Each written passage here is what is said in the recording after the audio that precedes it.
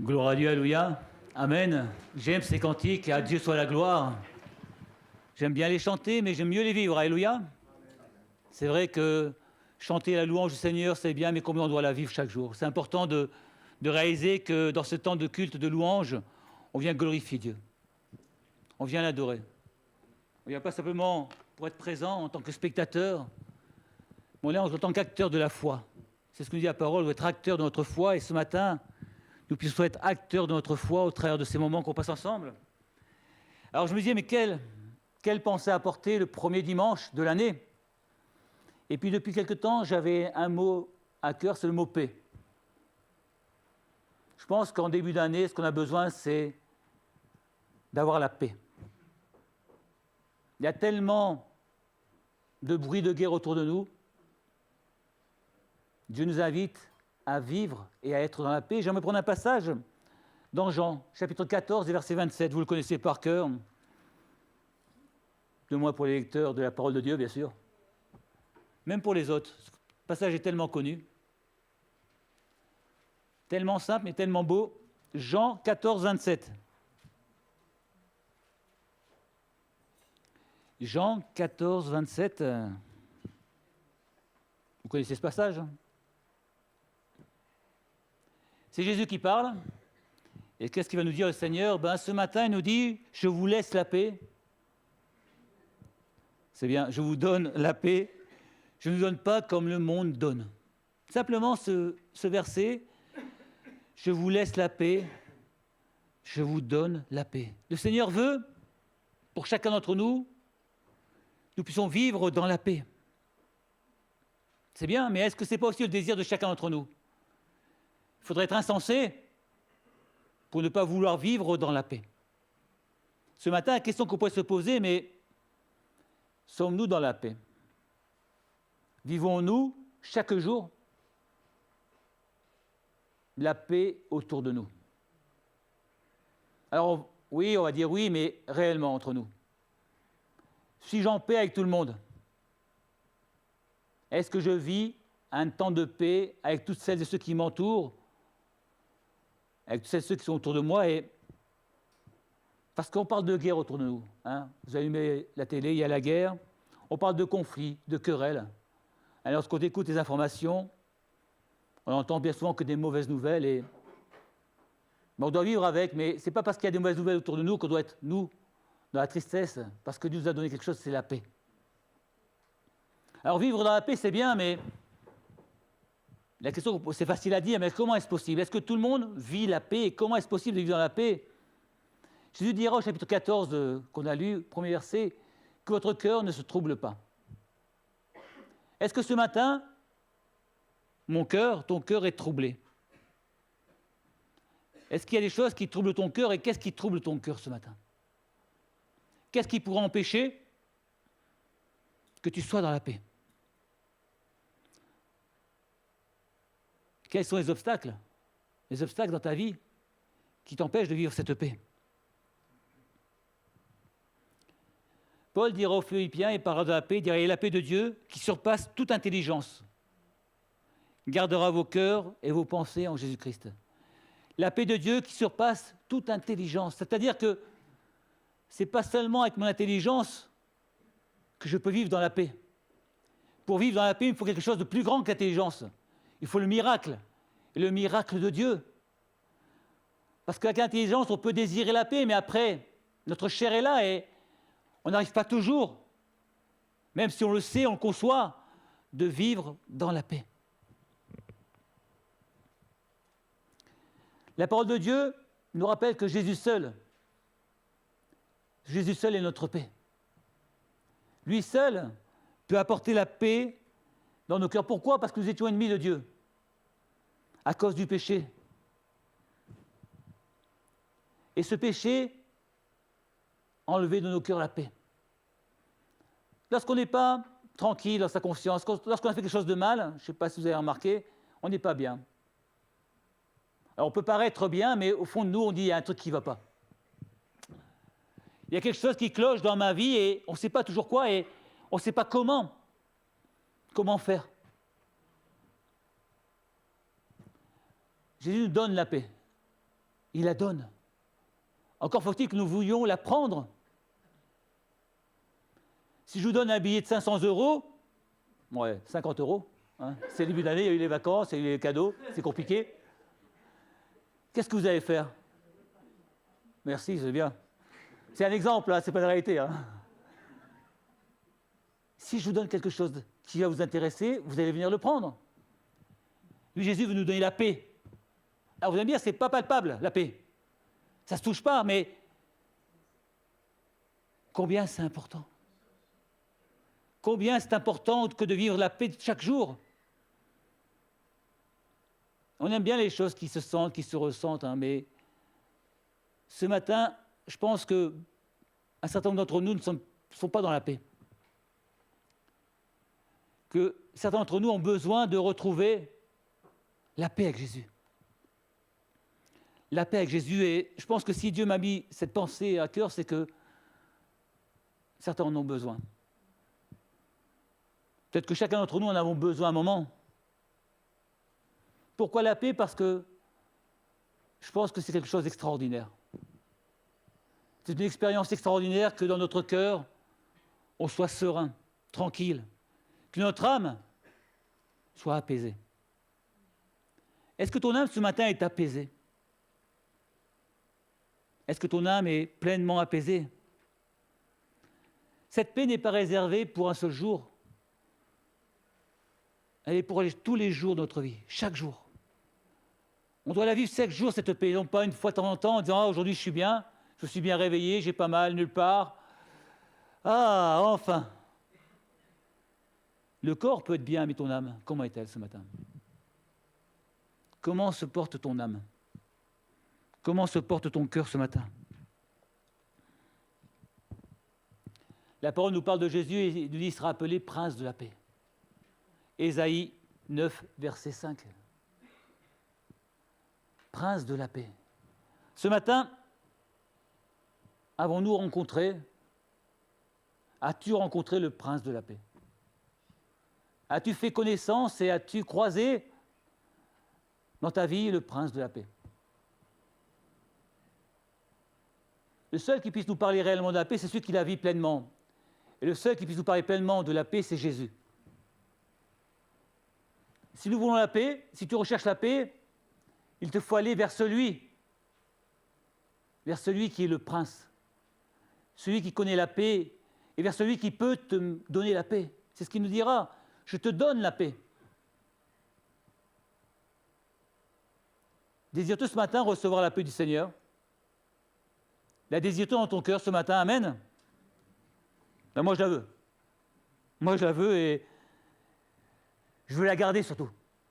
Je veux qu'elle soit là constamment chaque jour dans ma vie, dans mon cœur. Paul dira concernant Jésus, Éphésiens 2, versets 4 à 6, je vais vous le lire. « Mais Dieu, qui est riche en miséricorde, à cause de son grand amour, dont il nous a aimés, nous qui étions morts par nos offenses, nous a rendu la vie avec Jésus. » Dieu, par son grand amour, nous a rendu la vie avec Jésus-Christ. C'est par grâce, dira encore Paul, que vous êtes sauvés. C'est par grâce que nous sommes sauvés. Il nous a ressuscités ensemble, il nous a fait asseoir ensemble dans les lieux célestes. Ce matin, la paix ne se mérite pas, c'est une grâce de Dieu. Ce n'est pas par nos œuvres qu'on vivra dans la paix, mais parce que simplement aujourd'hui, on réalise que sans Jésus dans ma vie, ma vie est vaine, inutile. Il est le seul qui puisse nous apporter la paix. Pour cela, il faut faire une chose, nous approcher de lui. Ce matin, nous devons nous approcher de Dieu, et lui s'approchera de nous. Amen, c'est ce que dira Jacques. Approchez-vous de Dieu, et il s'approchera de vous. Une nouvelle année, souvent, au début d'année, on se fait, tiens, je vais prendre des bonnes résolutions. Je ne sais pas si vous faites ça. Moi, je ne fais pas parce que la meilleure manière de les tenir, c'est pas en avoir. Ce n'est pas pour autant que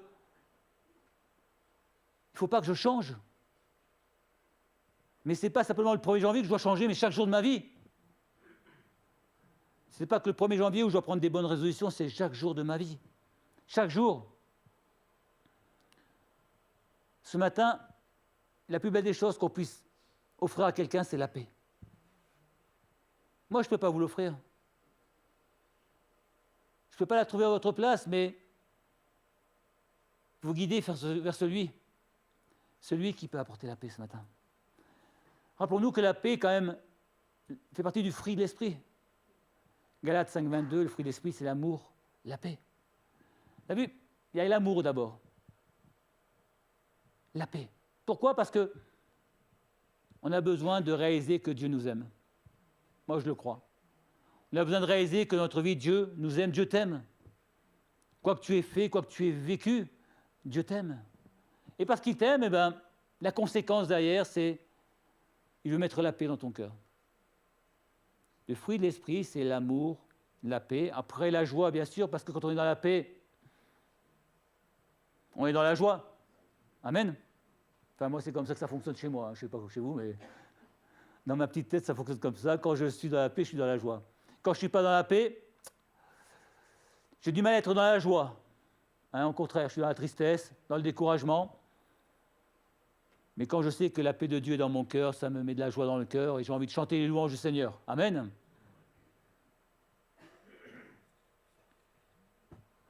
Jésus est venu pour apporter la paix à ceux qui étaient dévastés par la guerre. La guerre dans leur cœur, dans leur âme. Et il dira, venez à moi, vous qui êtes fatigués et chargés, et je vous donnerai du repos. On a la même Bible, c'est bien. Jésus veut nous donner du repos. C'est bien de se reposer. Hein. C'est bien de reprendre des forces. On peut les reprendre avec le Seigneur, ces forces-là. Il nous invite à venir à lui, à nous tourner vers lui et à rechercher davantage. Pourquoi la paix? Parce que c'est l'expérience que vit le chrétien. L'expérience qu'on doit vivre chacun dans notre vie lorsqu'on rencontre Jésus. Lorsqu'on rencontre Jésus, une des conséquences, c'est qu'en nous, il y a quelque chose de changé, de transformé. Alors c'est dur de l'exprimer par des mots, parce que ça se vit. Ce matin, veux-tu vivre la paix du Seigneur dans ton cœur? L'as-tu vécu? Et veux-tu encore la vivre aujourd'hui? Peut-être que aujourd'hui, tu n'es plus dans la paix parce que les circonstances de la vie t'ont éloigné un peu du Seigneur, mais n'est-il pas celui qui te relève, qui veut te bénir et te restaurer? La paix parce qu'on a l'assurance que Jésus est avec nous, chaque jour. Pas simplement quand tout va bien. Vous savez, quand tout va bien, c'est facile d'être chrétien, d'avoir la foi. Mais quand tout va mal, lorsqu'on est dans la souffrance, lorsqu'on est dans l'épreuve, lorsqu'on est dans la difficulté, et qu'à ce moment-là, il y a quelque chose comme de bizarre, c'est qu'on est apaisé. Il y a quelque chose dans notre cœur qui est apaisé, on se dit, mais comment ça se fait ça? Qu'est-ce qui se passe? Simplement le signe que Dieu est avec nous. Simplement le signe que la paix de Dieu est dans notre vie. Lorsqu'on expérimente ces choses-là, c'est quelque chose d'extraordinaire et c'est merveilleux. C'est merveilleux d'être dans la souffrance, dans la souffrance physique et de vivre quelque chose d'intérieur, de merveilleux avec le Seigneur, dans sa communion, dans sa paix. Paul dira aux Philippiens, en toute chose, faites connaître à Dieu vos besoins. Et la paix de Dieu qui surpasse toute intelligence gardera vos cœurs et vos pensées en Jésus-Christ. En toute chose, faites connaître vos besoins. Pourquoi? Parce que Jésus nous écoute. Lorsqu'on se tourne vers lui, lorsqu'on le prie, lorsqu'on lui parle, le Seigneur nous écoute. Et c'est bon de savoir que nous avons un Seigneur, un Dieu qui n'est pas sourd, qui n'est pas sourd à nos prières. Vous savez, parfois on l'oublie, hein. Avec les années, avec les épreuves, on oublie que Dieu entend toutes nos prières, même les plus secrètes, même les plus cachées. À chaque fois qu'on lève la voix vers le Seigneur pour lui demander quelque chose, il entend. Alors, mais Seigneur, tu n'as pas répondu, oui, mais s'il n'a pas répondu, faisons-lui confiance. S'il n'a pas répondu, c'est que ce n'est pas son temps. Ce n'est pas pour autant qu'il n'a pas entendu. Ce n'est pas pour autant qu'il ne nous a pas entendus. Mais nous, qu'est-ce qu'on fait? On voudrait que, comme des enfants trop gâtés, recevoir tout de suite. Hein, Seigneur, je te demande, donne-moi. Et si tu ne me donnes pas, c'est que quelque chose, ça ne va pas. Mais ce n'est pas moi, c'est toi. Non, le Seigneur est libre de faire les choses quand il veut, quand il a voulu. La parole nous dit qu'en toute chose, vous pouvez faire connaître vos besoins à Dieu. En toute chose, en tout moment, en tout instant, on peut faire connaître nos besoins à Dieu. Ésaïe 26, 3, il est écrit « Celui qui est ferme dans ses sentiments, à celui qui est ferme dans ses sentiments, tu assures la paix. » Parce qu'il se confie en toi. Pourquoi ce passage? Parce que parfois, on ne se confie plus au Seigneur. On va voir un tel, telle personne, et puis on se confie en eux. Mais que peuvent-ils faire pour t'aider? Celui qui est ferme dans ses sentiments envers le Seigneur lui assure la paix. Vous savez, parfois on se trompe d'interlocuteur. Hein. C'est tellement facile de parler aux hommes, mais parfois tellement peu efficace, alors que Dieu nous invite à nous tenir dans la prière, à élever la voix vers lui et à lui parler. Pourquoi? Parce que si nous sommes sûrs que Dieu entend notre voix, notre prière, il va nous exaucer. Vous connaissez l'histoire de Shadrach, Meshach et Abednego, les amis de Daniel. J'aime cet exemple parce que j'aime l'image de ces hommes. Qu'est-ce qu'ils ont fait? Ils ont simplement refusé d'adorer un Dieu fait d'une stature. Ils ont refusé de se souiller dans leur âme en adorant un Dieu fait d'or. Au péril même de leur vie, parce que s'ils n'adoraient pas ce Dieu, ils devaient être tués. Mais voilà ce qu'ils vont dire, et j'aimerais bien qu'on retienne ce qu'ils vont dire. Daniel 3, verset 16. Shadrach, Meshach et Abednego répliquèrent au roi Nebuchadnezzar: « Nous n'avons pas besoin de te répondre là-dessus. Voici notre Dieu que nous servons peut nous délivrer de la fournaise ardente. » Notre Dieu que nous servons peut nous délivrer de la fournaise ardente. Peut-être que vous êtes dans une fournaise aujourd'hui, dans votre vie. Peut-être que vous vivez des difficultés qui vous paraissent impossibles de résoudre. Eux diront, mais mon Dieu en qui je crois peut me délivrer de la fournaise ardente. Quelle confiance, quelle foi, quelle paix. Ils sont devant un roi. Clairement, ils vont être brûlés dans une fournaise. Et voilà ce qu'ils vont dire. Mais moi, le Dieu en qui je crois, le Seigneur en qui je crois, c'est celui qui peut me délivrer de la fournaise ardente. Quelle foi, quelle parole, mais c'est pour nous aussi. Est-ce que nous croyons que Dieu peut nous délivrer? Amen. Est-ce que tu crois ce matin que Dieu peut te délivrer de la situation que tu vis aujourd'hui? En es-tu sûr? On ne dit pas Amen pour dire Amen, ça ne sert à rien, mais on doit être persuadé dans notre cœur. Pourquoi? Parce que c'est la promesse de Dieu. C'est ce que Dieu nous a promis, d'être avec nous chaque jour, chaque instant, et quelle que soit la fournaise, il peut nous délivrer. Ça, c'est la foi. Amen. Mais j'aimerais qu'on aille plus loin. Qu'est-ce qu'ils diront encore? Et il nous délivrera de ta main, quoi qu'il advienne. Ô roi, sinon sache que nous ne servirons pas tes dieux et nous n'adorerons pas la statue d'or que tu as élevée. Même si tu ne nous délivres pas, le Seigneur, je sais que mon âme sera délivrée. Pourquoi? Parce qu'elle sera auprès de toi pour l'éternité. Parfois, on cherche la délivrance physique, mais il n'y a plus une grande délivrance. C'est la délivrance de l'âme. Amen. Moi, je crois que Dieu est celui qui veut nous délivrer aujourd'hui. Moi, je crois que c'est le Dieu à qui tout est possible. Aujourd'hui encore.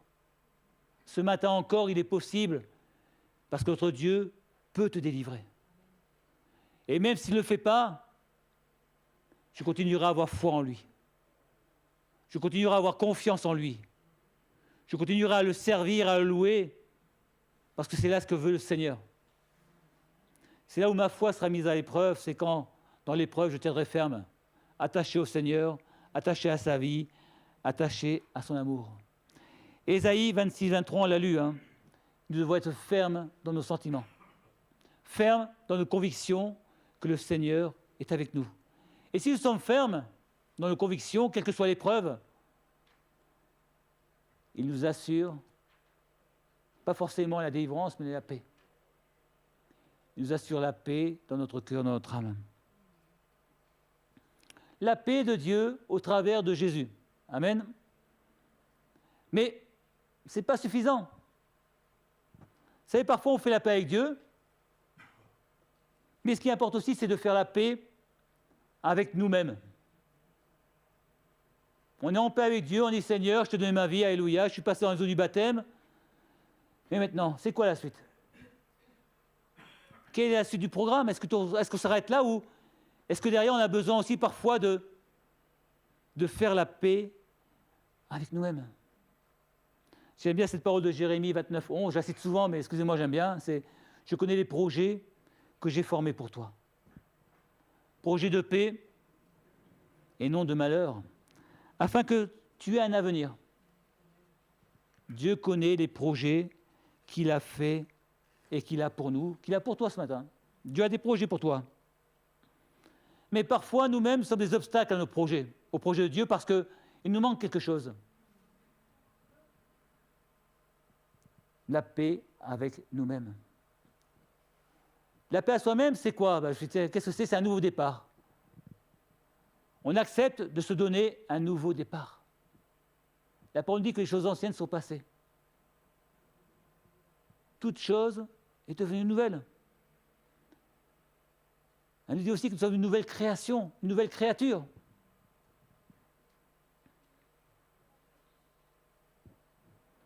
Éphésiens 2, 14, 16, car il est notre paix, lui qui des deux n'en a fait qu'un et qui a renversé le mur de séparation, l'inimitié, et en a interdit par la chair la loi des ordonnances dans ses prescriptions, afin de créer en lui-même, avec les deux, un seul homme nouveau. Dieu a créé en nous un seul homme nouveau, en établissant la paix et en nous réconciliant avec Dieu. Bien souvent, là où le bas blesse, c'est qu'on accepte bien le pardon de Dieu. Mais parfois, on a du mal à se pardonner. Seigneur, je crois que tu m'as pardonné. Je crois que tu m'as racheté. Je crois que tu m'as délivré, mais parfois, on a du mal à faire table rase du passé. Et puis, il revient toujours là. Ça va mieux un certain temps, et puis ça revient à la surface. Il se crée en nous des conflits. Peut-être as-tu ce matin un conflit en toi-même. As-tu un conflit dans ton cœur entre ce que Dieu te propose et ce que toi tu as vécu?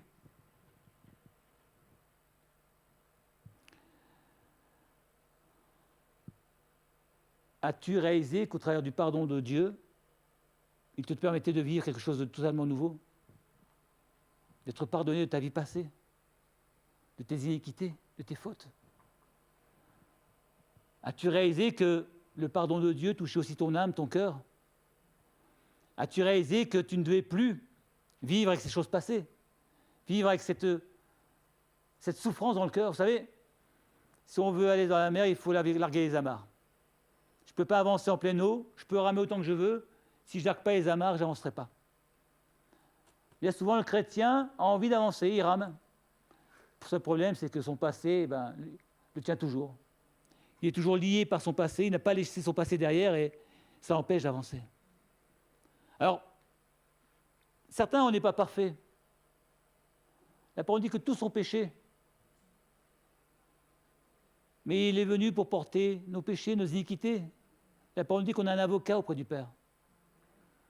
Comment puis-je avancer si chaque jour, je me retourne en regardant mon passé, en disant « mais ça n'a pas été ». Vous allez essayer d'avancer en marche arrière, inévitablement, vous allez prendre le premier poteau qui viendra. Et puis ça fait mal. Si on veut avancer, il faut accepter de regarder devant. Et de laisser le passé derrière nous. Il existe, il est réel. Mais celui-ci ne doit pas nous empêcher d'avancer. Celui-ci ne doit pas nous empêcher d'aller de l'avant avec le Seigneur. Jésus dira, mon joug est facile et mon fardeau léger. J'ai marqué le pardon qui libère, c'est important. Se pardonner à soi-même et aux autres est indispensable pour se décharger des fardeaux trop encombrants. Se pardonner à soi-même, mais aussi pardonner aux autres. On a déjà du mal à pardonner à soi-même, et encore plus de mal à pardonner aux autres, et on vit avec un fardeau de notre vie. Il y a la culpabilité, les blessures. Ne pas se pardonner va amplifier notre mal-être. Ne pas pardonner aux autres va amplifier notre mal-être et va enlever ce qui est le plus précieux, la paix de Dieu. Le psaume 130, versets 3 et 4, est écrit « Si tu gardais le souvenir des iniquités, Seigneur, qui pourrait subsister ?» Mais le pardon se trouve auprès de toi, afin qu'on te craigne. Le pardon se trouvera toujours et uniquement auprès de Dieu. Ne laissons pas nos erreurs passées rester accrochées à notre vie. Ne laissons pas nos erreurs nous empêcher de progresser dans notre foi, notre marche avec le Seigneur.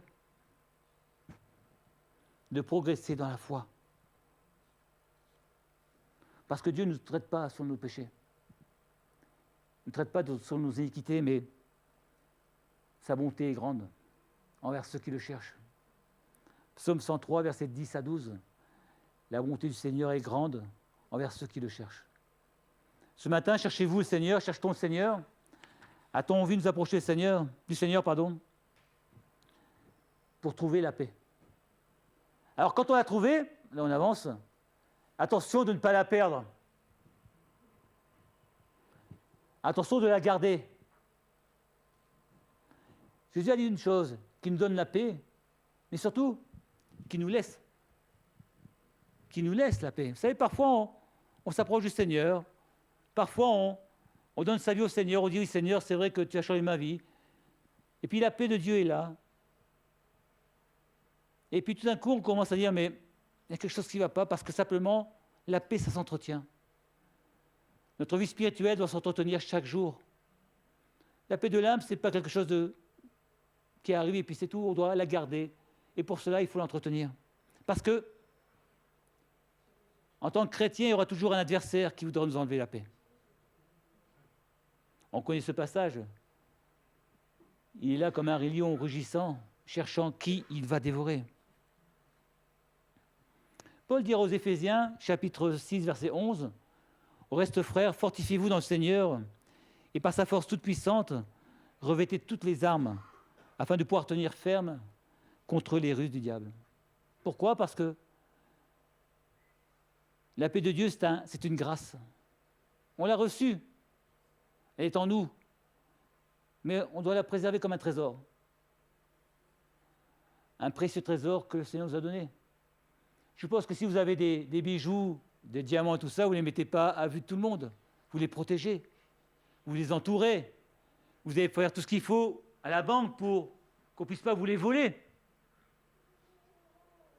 La paix de Dieu, c'est un trésor encore plus précieux que les bijoux et le diamant, mais des bijoux aussi, mais... Qu'est-ce qu'on fait de ce trésor? Qu'est-ce que je fais de ce trésor que Dieu m'a donné? Ce trésor, est-ce que je le mets vraiment? Est-ce que je le garde, le protège, ou est-ce que je le laisse à l'adversaire qui viendra à un moment ou un autre vouloir le prendre et le voler? Il y a un trésor qui est là, préservons-le. Dernier point, après je vous laisse tranquille. On a parlé de la paix avec Dieu, de la paix avec soi-même, et un dernier point, c'est quand même, et je veux en parler, c'est la paix avec les autres. Comment apporter la paix autour de soi si dans notre cœur, il n'y a pas la paix déjà? D'accord? Première chose, c'est Jésus, je réalise que j'ai besoin de toi, je réalise que tu as mis dans mon cœur la paix, mais je vais aller plus loin. Plus loin. Je veux apporter la paix autour de moi. Être un ouvrier de paix. Pour apporter la paix, il faut que je connaisse la paix. Je ne peux pas apporter ce que je ne connais pas. l'Épître aux Hébreux dira « Faites tous vos efforts pour vivre en paix ». Alors il n'a pas dit « Vivez en paix, quoi qu'il arrive ». Faites tous vos efforts pour vivre en paix. C'est-à-dire que je dois faire un effort. Et ça, on n'aime pas faire des efforts. Hein. On aimerait bien que tout arrive tout de suite tranquillement. Non, faites des efforts. C'est-à-dire prenez sur vous, sur votre caractère, sur votre orgueil. Prenez sur vous et faites ce qu'il faut, tout ce que vous pouvez faire, tout ce que votre corps est capable de faire, votre âme est capable de faire pour vivre dans la paix.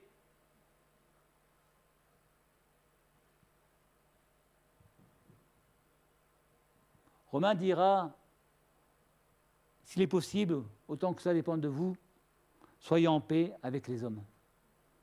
Alors, ce matin, es-tu en paix avec tous ceux qui t'entourent? Avec ton voisin insupportable? Avec ton conjoint qui parfois n'est pas aussi supportable que tu le voudrais toi? Je mets des formes, hein. C'est le début d'année. Es-tu en paix avec tes enfants? Est-ce que tu as fait l'effort d'aller vers eux parce que ça n'allait pas, pour dire peut-être que je dois te demander pardon? Peut-être que c'est moi qui n'ai pas fait ce qu'il fallait pour.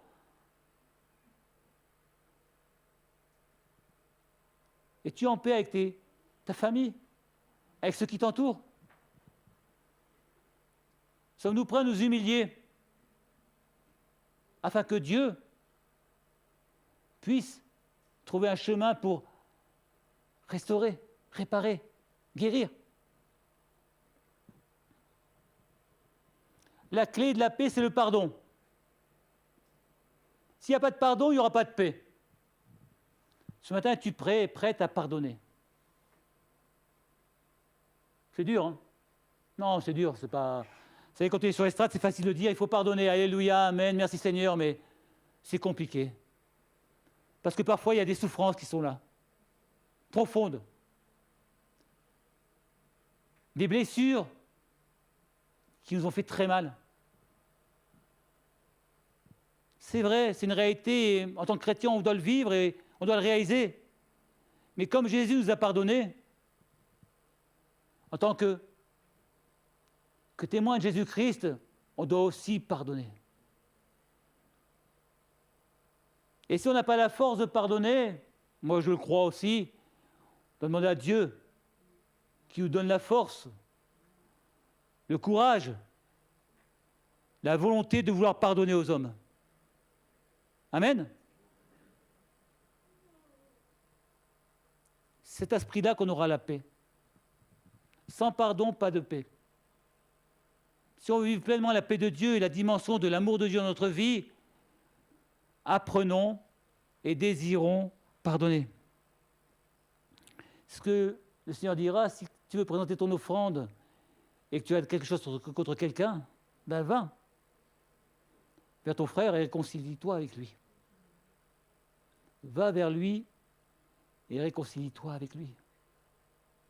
Et dira même si quelqu'un a quelque chose contre toi, non pas toi contre quelqu'un, mais quelqu'un contre toi alors que tu n'es même pas au courant, ben va vers lui, pardonne-lui.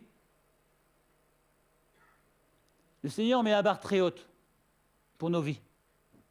Parce qu'il sait très bien que s'il n'y a pas de pardon, il n'y aura pas de bénédiction derrière. Ce n'est pas possible, malheureusement. On vivra comme ci, comme ça, des hauts, des bas, mais pas pleinement la bénédiction parce que pas de pardon, pas pleine paix dans notre cœur.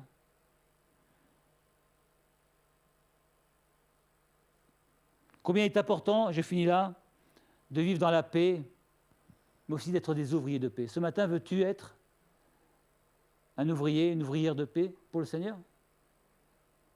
Peut-être que ce matin, dans ta vie, il y a eu des hauts, des bas, que tu t'éloignes de Dieu et que tu as envie de revenir au Seigneur ce matin. Moi, je pense que la porte est ouverte. Dieu a ouvert une porte pour nous ce matin. Tu nous invites à rentrer par cette porte. La paix de Dieu va venir en nous, mais Dieu ne nous abandonne pas, moi je crois. Et quels que soient nos égards, nos erreurs, nos fautes, nous pouvons toujours revenir à lui. Lorsqu'on est fatigué, chargé, il a dit, venez à moi. Peut-être que ce matin, tu as besoin de venir au Seigneur. Peut-être que ce matin, tu as besoin de retrouver la paix du Seigneur. Peut-être que ce matin, tu as besoin que le Seigneur vienne te visiter tout à nouveau. Qu'il te donne la force de pardonner. Qu'il te donne la force d'avancer avec lui. J'aimerais qu'on puisse prier ensemble, si vous voulez bien. C'est entre Dieu. Sans toi, nous ne pouvons rien faire. Je suis intimement persuadé. Loin de toi, on ne peut rien et parfois, Seigneur, nous ne sommes pas la capacité d'avancer parce qu'il nous manque ta paix, Seigneur.